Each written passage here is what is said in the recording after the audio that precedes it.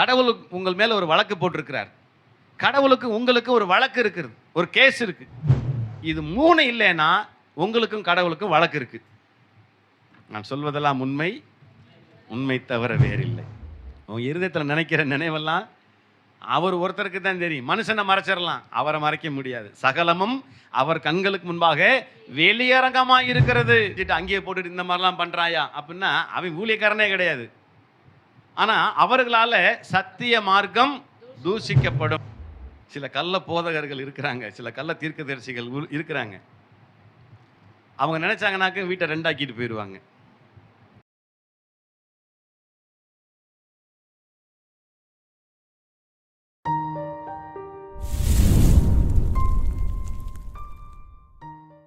ஓசியாவின் புத்தகத்தில் 4ஆம் அதிகாரம் முதல் வசனத்தை ஒருவர் வாசிக்கலாம்.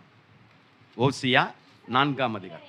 இஸ்ரவேல் புத்திரரே, கர்த்தருடைய வார்த்தையை கேளுங்கள். தேசத்தின் குடிகளோடு, இந்த தேசத்து குடிகளோடு கர்த்தருக்கு வழக்கு இருக்கிறது. கர்த்தருக்கு வழக்கு இருக்கிறது. அது ஏனென்றால் தேசத்திலே உண்மையும் இல்லை, தேசத்திலே உண்மையும் இல்லை, இரக்கமும் இல்லை, தேவனை பற்றிய அறிவும் இல்லை. ஆச்சரியமா இருக்கா? கடவுள் உங்கள் மேல ஒரு வழக்கு போட்டிருக்கிறார்.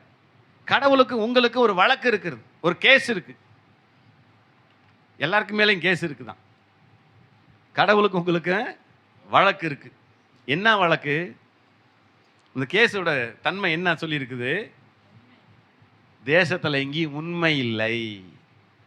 நல்ல வழக்கு, அருமையான வழக்கு. இது இந்த பூமியில் இருக்கிற நீதிமன்றம் விசாரிக்காது. இரக்கமும் இல்லை, அதுபோல தேவனை பற்றிய அறிவும் இல்லை. இதுதான் ஒரு மனுஷனுக்கு கடவுளுக்கும் இருக்கிற வழக்கு. நீங்க யோசிச்சு பாருங்க, உங்களுக்கு வழக்கு இருக்குதா? ஆண்டவர் கூட இருக்கும். ஏன்னா உண்மையா இருந்தீங்கன்னா இருக்காது, இரக்கமா இருந்தீங்கன்னா இருக்காது, தேவனை பற்றிய அறிவு இருந்தா இருக்காது. இது 3 இல்லைன்னா உங்களுக்கும் கடவுளுக்கும் வழக்கு இருக்கு. நான் சொல்வதெல்லாம் உண்மை, உண்மை தவிர வேறில்லை. நல்லா கவனமா கேட்டுக்கங்க. இப்ப கடவுளுக்கு உங்களுக்கு வழக்கு இருக்குதா இல்லையான்னு உங்களுக்கே தெரியும். உங்களை இருதயத்தை ஆராய்கிறவர் கர்த்தர். வெளிப்படையா வாய் நிறையா சொல்லிடலாம், நாங்கள்லாம் கடவுளை பற்றி தெரியும், நாங்கள்லாம் இரக்கமா இருக்கிறோம், நாங்கள்லாம் உண்மையா வாழ்றோம். கடவுளுக்கு தானே தெரியும். உன் இருதயத்தில் நினைக்கிற நினைவெல்லாம் அவர் ஒருத்தருக்கு தான் தெரியும். மனுஷனை மறைச்சிடலாம், அவரை மறைக்க முடியாது. சகலமும் அவர் கண்களுக்கு முன்பாக வெளியரங்கமாக இருக்கிறது. டோட்டலாக ஒன்றுமே இல்லை, வெளியரங்கமாக இருக்குது. பார்த்தா அப்படி அப்பட்டமாக தெரியும் அவருக்கு. நீங்கள் என்ன நினைக்கிறீங்க, என்ன யோசிக்கிறீங்க, என்ன பேச போகிறீங்கன்னு முதற்கொண்டு அவருக்கு தெரியும். அப்படிப்பட்ட உன்னதமான தேவன் அவர். அவர் கண்களுக்கு மறைவான சிருஷ்டி ஒன்றுமே இல்லை. அது மனுஷனானாலும் மாடானாலும் சரி, மிருகமானாலும் சரி, எல்லாம் அவருக்கு முன்பாக இருக்கிறது. எது என்ன நினைக்குதுன்னு அவருக்கு தெரியும். அப்படியானால் இன்றைக்கு ஜனங்கள் எப்படிப்பட்டவர்களாக இருக்கிறார்கள், ஜனங்கள் எப்படிப்பட்டவர்களாக வாழுகிறார்கள் என்று நீங்களே சொல்லுங்க பார்ப்பேன். நீங்களே சொல்லுங்களேன், எப்படிப்பட்டவங்களா இருக்கிறாங்க இன்னைக்கு ஜனங்கள்? எப்படி மோசம் போக்குறவங்களா இருக்கிறாங்க, உண்மை இல்லாதவர்களா இருக்கிறாங்க, இரக்கம் இல்லாதவர்களா இருக்கிறாங்க, வேற சொல்லுங்க, தற்பிரியரா இருக்கிறாங்க, சுய பிரயோஜனத்தை தேடுறாங்க, சுயநலவாதிகளா இருக்கிறாங்க, அப்புறம் நிறைய அனுபவப்பட்டிருப்போம் போல் இருக்கு, நிறைய பொய் பேசுறாங்க, அதான் உண்மைக்கு மாறா செல்றாங்க. சரி, அப்புறம் நிறைய யோசிச்சு வச்சுக்கோங்க. நிறைய தெரியுமில்ல மனுஷங்க எப்படி இருக்கிறாங்க தெரியுமில்ல. உங்க வாழ்க்கையில் நடந்திருக்குமா இல்லையா? உங்க வாழ்க்கையில் நடந்திருக்கிறத நீங்க சொல்லி யோசிச்சு பாருங்க. இப்பெல்லாம் துரோகம் பண்ணிட்டாங்க, நம்பிக்கை துரோகிகளா இருக்கிறாங்க, சொல்லுங்க, எல்லாமே இதுல சேர்த்துக்கலாம், எழுதி வச்சுக்கோங்க. 2 தீமோத்தேயுவின் புத்தகம் 3ஆம் அதிகாரம் வசனம் 1 முதல் 5 வரைக்கும் வாசிக்க போறோம். 2 தீமோத்தேயு 3ஆம் அதிகாரம் 1ஆம் வசனம் முதல் 5ஆம் வசனம் வரைக்கும். கடைசி நாட்களில் கொடிய காலங்கள் வரும் என்று அறிவாயாக. கொடிய காலங்கள் வரும் என்று அறிவாயாக. எப்படியெனில் மனுஷர்கள் தற்பிரியராயும், பணப்பிரியராயும், வீம்புக்காரராயும், அகந்தை உள்ளவர்களாயும், தூசிக்கிறவர்களாயும், தாய் தகப்பன்மாருக்கு கீழ்ப்படியாதவர்களாயும், நன்றி அறியாதவர்களாயும், பரிசுத்தம் இல்லாதவர்களாயும், சுபாவ அன்பில்லாதவர்களாயும், இணங்காதவர்களாயும், அவதூறு செய்கிறவர்களாயும், இச்சையடக்கம் இல்லாதவர்களாயும், கொடுமை உள்ளவர்களாயும், நல்லோரை பகைக்கிறவர்களாயும், துரோகிகளாயும், துணிகரம் உள்ளவர்களாயும், இருமாப்பு உள்ளவர்களாயும், தேவ பிரியராயிராமல் சுக சுகபோக பிரியராயும் ம். தேவ பக்தியின் வேஷத்தை தரித்து தேவ பக்தியின் வேஷத்தை தரித்து அதன் பலனை மறுதலிக்கிறவர்களாயும் அதன் இருப்பார்கள். பலனை மறுதலிக்கிறவர்களாயும் இருப்பார்கள். இப்படிப்பட்டவர்களை விட்டு விலகு. நீ விலகு. அப்பா எவ்வளவு சொல்லியிருக்காரு பாருங்க. கடைசி நாள்ல இப்படிப்பட்டவங்களாம் இருப்பாங்க. இப்படிப்பட்டவங்க தான் இருப்பாங்க அதிகமா. தற்பிரியரா, பணப்பிரியரா, சுகபோக பிரியரா, அகந்தைக்காரரா, வீம்புக்காரரா, எப்படி என்னென்ன குணாதிசயம் சொல்லியிருக்காரு பாருங்க. இதனால தான் கர்த்தருக்கு மனுஷனோட வழக்கு இருக்கிறது. தேசத்தில் எங்கும் உண்மை இல்லை, இரக்கம் இல்லை, தேவனை பற்றிய அறிவும் இல்லை. ஜனங்கள் அவங்கவங்க மனசுல தீர்மானத்தின்படியே ஓடிக்கிட்டு இருக்கிறாங்க. நான் செய்கிறது தான் கரெக்டு, நான் செய்கிறது தான் சரி. இன்னும் நான் பிடிச்ச மயிலுக்கு எத்தனை காலம்னு போயிடுவான். என்னென்ன ஒரு காலை வெட்டி அவன் எடுத்துக்கிட்டு போயிட்டானா. அப்போ சொல்லுவேன், நான் பிடிச்ச மயிலுக்கு 3 கால் தான் இருந்துச்சு அப்படின்னு சாதிக்கிறது. அப்படிப்பட்டவங்களாம் இருப்பாங்களாம். சரி, ஆகினால் அருமையான கர்த்தருடைய பிள்ளைகளே, இப்படிப்பட்ட குணாதிசயம் உடைய மனிதர்கள் இருக்கிறபடினால நீங்கள் எப்படிப்பட்டவர்களாய் வாழ வேண்டும் என்பதுதான் இன்றைக்கு கர்த்தர் சொல்லுகிற வார்த்தை. சொல்வதெல்லாம் உண்மை, உண்மை தவிர வேறில்லை என்று கர்த்தர் சொல்லுகிறார். இந்த சொல்லப்பட்டிருக்கிற இந்த வார்த்தையெல்லாம் உண்மை. இதில் உண்மையை தவிர வேற இல்லை. இது சொல்லப்பட்டது எல்லாமே உண்மை. செப்பனியாவின் புத்தகம் 3ஆம் அதிகாரம். செப்பனியாவின் புத்தகம் 3ஆம் அதிகாரம் வசனங்கள் 1, 2, 3 ஆகிய வசனங்களை நாம் வாசிக்க போகிறோம்.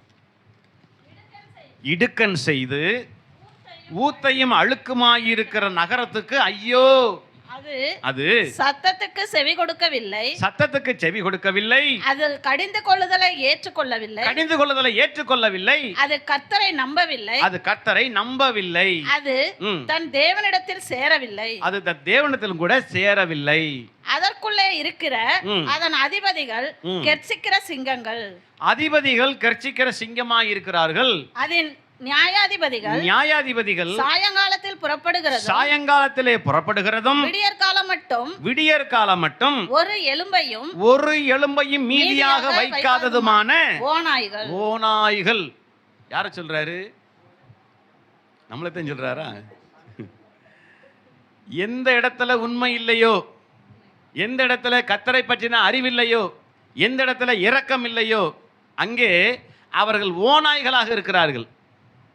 தேசத்தில் இருக்கிற அதிகாரிகளை குறித்தும் நியாயாதிபதிகளை குறித்தும் கர்த்தர் சொல்லுகிறார்.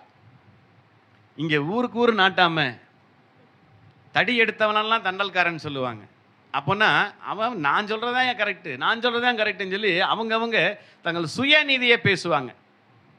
அதனால் கர்த்தர் சொல்கிறாரு, அந்த நியாயாதிபதிகள் அதாவது எப்படியா இடுக்கண் செய்து ஊத்தையும் அழுக்குமாய் இருக்கிற நகரத்துக்கு ஐயோ. அப்படின்னா அசிங்கமான அந்த நகரம், கேவலமான ஒரு நகரம்.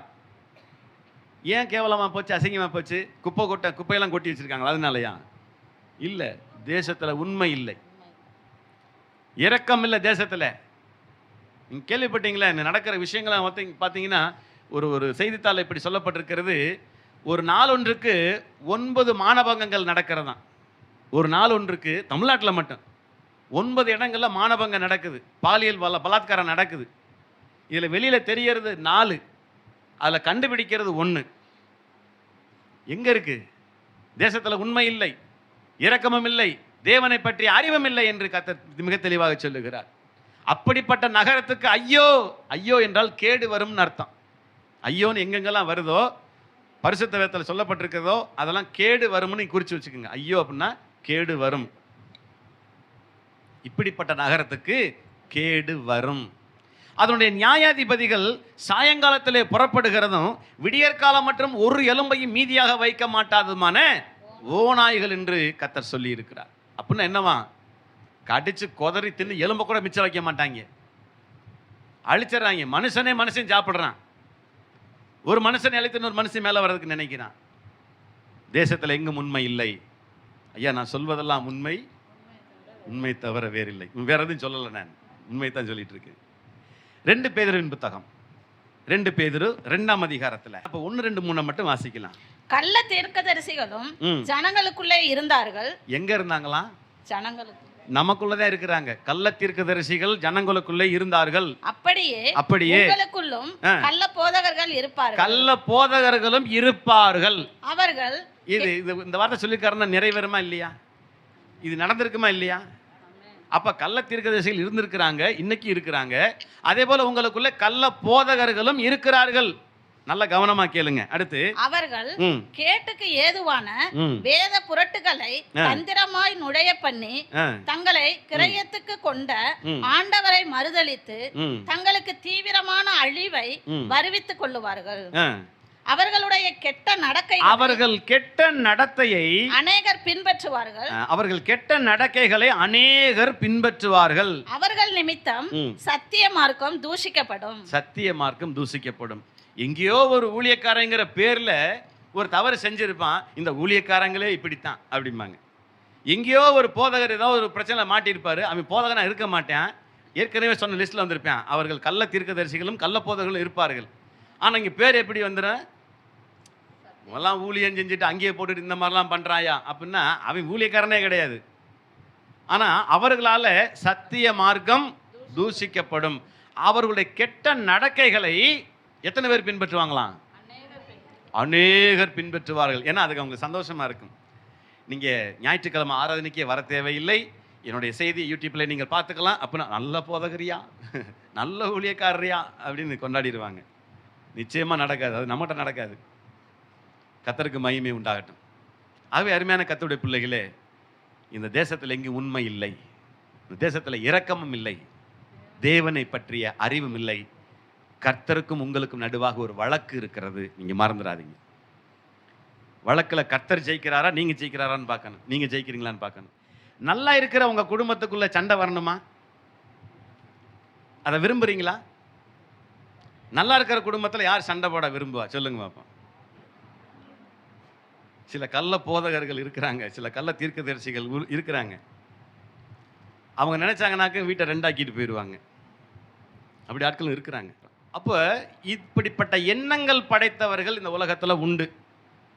அப்புறம் எப்படி இந்த உலகத்தில் முன்னேறி? இவர்களால சத்திய மார்க்கம் தூஷிக்கப்படும். ஒரு ஊழியக்காரர் ஒரு வீட்டுக்கு போனால் சமாதானம் வரணும். இயேசு கிறிஸ்து சீசர்களை சொல்லி விட்டாரு, நீங்க ஒரு வீட்டுக்கு போகும்போது அல்லது ஒரு கிராமத்துக்கு போகும்போது அந்த கிராமத்தை ஆசீர்வதிங்க, அந்த வீட்டை ஆசீர்வதிங்கன்னு சொல்றாரு. ஷாலோம், சமாதானம் உண்டாகட்டும் சொல்லுங்கிறாரு. ஒருவேளை அந்த சமாதானத்துக்கு அந்த வீடோ அந்த கிராமமோ பாக்கியவானா இல்லைன்னு சொன்னா, நீங்க வரும்போது அந்த வீட்டிலிருந்து படிந்த தூசியை, அந்த கிராமத்திலிருந்து காலில் படிந்த தூசியை உதறிட்டு வந்துருங்க, அந்த சமாதானம் உங்களோட திருப்பி வந்துருங்கிறார். ஊழியக்காரன் போனாங்க, ஆசீர்வாதம் உண்டாகணும், சமாதானம் உண்டாகணும், இன்னும் சண்டை அதிகமாகக்கூடாது. கர்த்தருக்கு மகிமை உண்டாகட்டும். இவர்களால சத்திய மார்க்கம் தூஷிக்கப்படுகிறது. கவனமாயிருங்க. எல்லா ஊழியக்காரன் நல்ல ஊழியக்காரன் கிடையாது, எல்லா மனுஷன் நல்ல மனுஷன் கிடையாது. நீங்க தான் சொன்னீங்க, நான் சொல்ல, நான் சொல்வதெல்லாம் உண்மை. நீங்க தான் சொன்னீங்க, உண்மை தவிர வேறில்லை. எல்லா மனுஷன் நல்ல மனுஷனா இல்லை, எல்லா ஊழியக்காரன் நல்ல ஊழியக்காரனா இல்லை. அந்த வசனம் 3 வாசிங்க அப்படியே. பொருளாசை உடையவர்களாய் தந்திரமான வார்த்தைகளால். எப்படி அவங்க ஆரம்பத்தில் சொல்லுங்க? பொருள் ஆசை உடையவர்களாக இருப்பாங்க. தந்திரமான வார்த்தைகள், அவர்கள் தந்திரமான வார்த்தைகளை உங்களை தங்களுக்கு ஆதாயமாக வசப்படுத்தி கொள்ளுவார்கள். தந்திரமான வார்த்தைகளை சொல்லி தங்களுக்கு ஏற்றபடி வசப்படுத்தி கொள்வார்கள். பூர்வ காலம் முதல் அவர்களுக்கு விதிக்கப்பட்ட ஆக்கினை அயர்ந்திராது. அவங்களுக்கு பூர்வத்திலே ஆக்கினை குறிக்கப்பட்டுருச்சு, அது தூங்கிட்டு இருக்காது. அவர்களுடைய அழிவு உறங்காது. அவருடைய அழிவு உறங்காது. நல்ல கவனமா கேளுங்க. அப்படி உண்மை இல்லாதவர்களா இருந்தா, குடும்பத்தை கலைக்கிறவங்களா இருந்தா, ஒருத்தருக்கு ஒருத்தர் விரோதத்தை உண்டு பண்ணுவங்களா இருந்தா, அவர் அழிவு உறங்காது, படுத்துக்கிட்டே இருக்கும். என்னைக்காவது ஒரு நாள் நிச்சயமா நியாய தீர்ப்பு நாள் வரும்போது அது முன்னால் வந்து நிற்கும்.